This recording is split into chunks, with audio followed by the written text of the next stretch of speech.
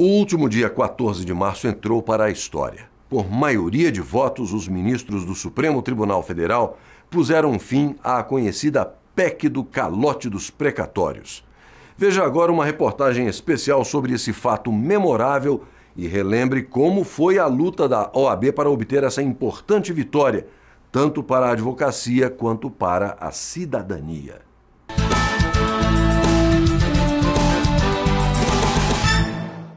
O STF declarou inconstitucional a emenda 62, a partir da ação direta de inconstitucionalidade número 4.357, ajuizada pela OAB em 2009, na gestão do então presidente César Brito. Ao ter uma missão constitucional de defender o Estado Democrático de Direito e aperfeiçoamento do Poder Judiciário, não parece lógico, não parece correto a moeda do judiciário, que é o sentimento do judiciário, que é a sua sentença, ser considerado moeda podre, não valer para nada.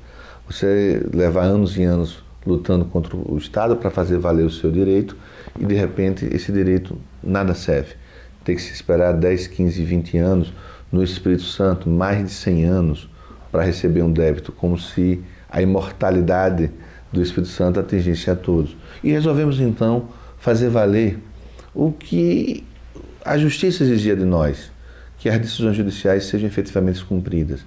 Daí o nome da PEC, que foi batizada de PEC do calote, e a reação da sociedade. Reunimos várias entidades da sociedade civil, convidamos as associações da magistratura, do Ministério Público, e fizemos um brilhante ato em defesa da cidadania. E passamos a negociar mais efetivamente. Fomos ao Parlamento, conversamos com o Senado, com a Câmara dos Deputados, fomos à exaustão na via negocial. Mas, infelizmente, a via negocial não deu certo no Parlamento. E ao não convencer o Parlamento, nos restou a alternativa do Poder Judiciário. Foi aí que nós entramos com a ação direta de inconstitucionalidade.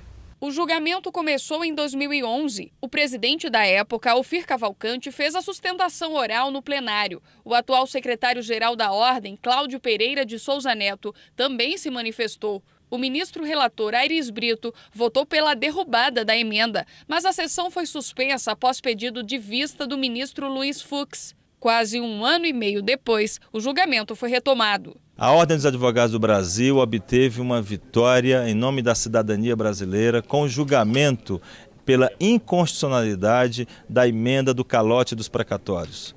Não pode o cidadão que, depois de ter uma decisão transitada em julgado, reconhecendo o seu direito, enfrentar um calvário, uma fila interminável para o pagamento desses precatórios.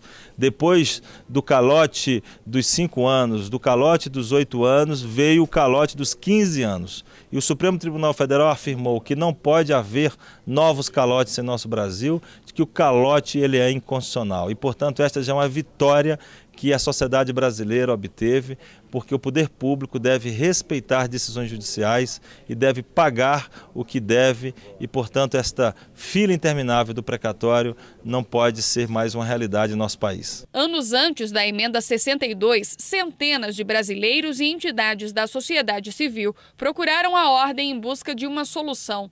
Queriam que estados e municípios pagassem o que já havia sido decidido pela Justiça, mas os créditos não passavam de promessas. O Supremo Tribunal Federal decidiu que não pode haver o parcelamento de 15 anos, que deve ser pago imediatamente o direito. E, portanto, isso é um ganho inevitável, já que, não tendo calote, o cidadão receberá o quanto antes, o mais rápido possível, o que lhe é devido àquela prestação pecuniária, aquele pagamento que já deveria ter sido feito pelo poder público e que ainda não foi efetuado por conta da emenda do calote dos precatórios. A nova realidade agora será o pagamento de imediato, já no ano seguinte à inscrição do precatório, do que o cidadão tem direito. A Ordem dos Advogados do Brasil se envolveu diretamente na luta para que fossem respeitadas as decisões judiciais, condenando o poder público a pagar as dívidas. Em 2009, estimava-se em mais de 100 bilhões de reais o valor total dos precatórios. O município de São Paulo devia 14 bilhões. O Distrito Federal registrava uma dívida de 3 bilhões de reais. O estado do Rio Grande do Sul somava na mesma época um montante de 8 bilhões de reais. E foi justamente no Rio Grande do Sul que surgiu o movimento das tricoteiras dos precatórios. As idosas gaúchas começaram a se reunir semanalmente em 2006, na sede do governo local, para um protesto silencioso. No dia 6 de maio de 2009, quando foi organizada a Marcha em Defesa da Cidadania e do Poder Judiciário, parte do tricô foi entregue à Ordem dos Advogados do Brasil e ao então presidente da Câmara dos Deputados, Michel Temer, atual vice-presidente da República. As tricoteiras, elas simbolizaram, de alguma forma, toda esta luta que foi encampada pela Ordem dos Advogados, né, contra a PEC do calote. E simbolizaram isso exatamente com uma manta, né, que foi tricotada por todas elas, né, na frente do Palácio Piratini, no Rio Grande do Sul, como forma de dar visibilidade para o descontentamento de todos esses credores de precatórios.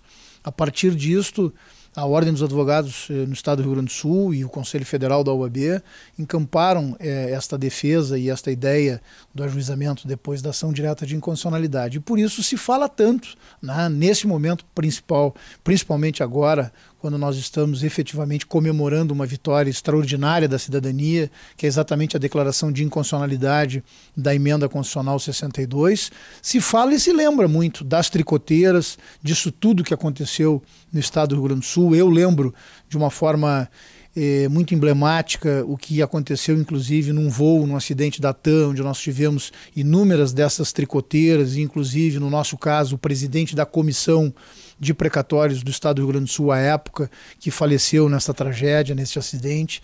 E, portanto, na medida que nós comemoramos essa vitória da cidadania, nós temos que lembrar exatamente desta luta que também foi travada com muita intensidade no Estado do Rio Grande do Sul e, acima de tudo, com todo esse simbolismo dessas pessoas, dessas senhoras. A emenda fixava limites muito baixos para o pagamento das dívidas. O mecanismo do leilão foi duramente criticado ao longo desses anos. O que eu achava particularmente mais covarde até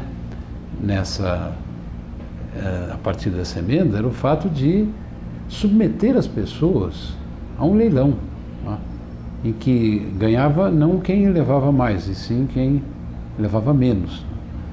Quer dizer, isso além do mais era profundamente injusto, né? Porque a tendência exatamente é de que as pessoas, por exemplo, mais velhas, mais idosas, né, dado o desalento que essa situação provocava, aceitassem qualquer coisa. Né? Ou então que as pessoas mais necessitadas, exatamente aqueles que estivessem mais endividados, que tivessem menos recursos, né, para se submeterem, vamos dizer assim, a receber qualquer valor, qualquer percentual do valor do seu crédito. Para o economista, a decisão da Suprema Corte aconteceu em um momento oportuno para Estados e União. Veio numa boa hora essa decisão, como se está renegociando a dívida dos Estados com a União, me parece que isso é inevitável, né? Há um clamor geral em prol da renegociação dessa dívida. Esse percentual máximo de comprometimento na receita corrente líquida dos estados, que hoje pode chegar a 13%, deverá ter uma redução. Não, essa pelo menos é uma das propostas, me parece uma proposta mais do que razoável, porque hoje esse nível de comprometimento é tão elevado, essa dívida é a prazo tão longo, porque se acorda a dívida da União com os estados tem um prazo de 30 anos prorrogáveis por mais 10. Esse nível é tão elevado que praticamente liquida a capacidade de investimento dos estados. É uma relação, esse acordo da dívida da União com os estados é um acordo que eu classificaria hoje como um acordo colonial, né, de absoluta submissão dos estados à União em função das condições que existiam em 98, há 15 anos atrás. Quer dizer, está mais do que na hora de se renegociarem as condições de pagamento dessas dívidas, e isso deve criar um espaço na receita dos estados para que eles possam ampliar a margem de recursos destinada ao pagamento dos precatórios. Segundo o diretor tesoureiro da OAB Nacional, o calote dos precatórios remonta a tempos antigos. Nós temos calotes aí de títulos do tempo do Império, que elas valiam por tempo indeterminado, depois construíram uma legislação posterior e aí o poder público já começou a se arvorar. Então essa cultura da inadimplência, essa cultura do calote, né, da velhacaria, ela vem de longas datas do tempo que esse termo era usado, né, que é mais ou menos do tempo do Império. Há um resquício aí das capitanias hereditárias. Quando o governante assume o poder, incompatível com o nosso regime republicano, o sistema republicano. O governante atualmente, quando assume o poder através de mandatos disputados, conferidos em urnas, ele já assume já olhando num equívoco enorme e grave de dizer, olha, isto é meu, isto não é meu. É como se ele se apropriasse daquela estrutura do poder público e da gestão dele é o que é dele. E o que vem do passado, aqui, na verdade, no que não interessa a ele atribui como sendo dele. Primeiro que nada é dele. O poder público é da sociedade, é um patrimônio público, é público. Não é dele. Ele está lá não com o direito, mas com a responsabilidade, com o dever de gerir, de bem administrar aquele patrimônio público em benefício da sociedade. Então o governante não pode dizer, esta dívida não é minha. A dívida dele é a conta de água, de luz e as despesas relativas à residência dele e as despesas pessoais dele, que não tem nada a ver com o poder público. As dívidas contraídas na gestão é do poder público. Então tem as dívidas de antes, de durante e de depois, do município, do Estado, da União, das autarquias, das fundações públicas. Aí reside esse equívoco. E temos que combater e formatar de forma republicana essa estrutura. E essa decisão do Supremo vem ao encontro dessa leitura, desse sentimento republicano, em respeito aos princípios disciplinadores da administração pública. A dívida que ultrapassa uma centena de bilhões de reais é tida como impagável pelo poder público. Mas não é bem assim. A Comissão de Precatórios da Ordem dos Advogados do Brasil apresentou, inclusive, uma série de soluções para que os precatórios sejam pagos. Entre as propostas estão a reestruturação a longo prazo de todas as dívidas judiciais públicas, necessariamente com o aval da União ou emissão de papéis federais em substituição. Consolidar a compensação voluntária tributária de dívida ativa com precatórios, como já fez o Estado do Rio de Janeiro. Aceitar o precatório como moeda para pagamento de financiamentos da casa própria ou para material de construção. Utilizar os precatórios para a formatação de cotas de fundos de infraestrutura, cotas de fundos imobiliários e aquisição de imóveis públicos ociosos. Utilizá-los na condição de contribuição para a aposentadoria de servidores públicos e créditos subsidiados do BNDES e outras instituições oficiais. Utilizá-los para subscrição e integralização de ações de companhias abertas. Utilizá-los para lastro de reservas técnicas de seguradoras, fundos de pensão, depósitos compulsórios de bancos, fundo de garantia e FAT.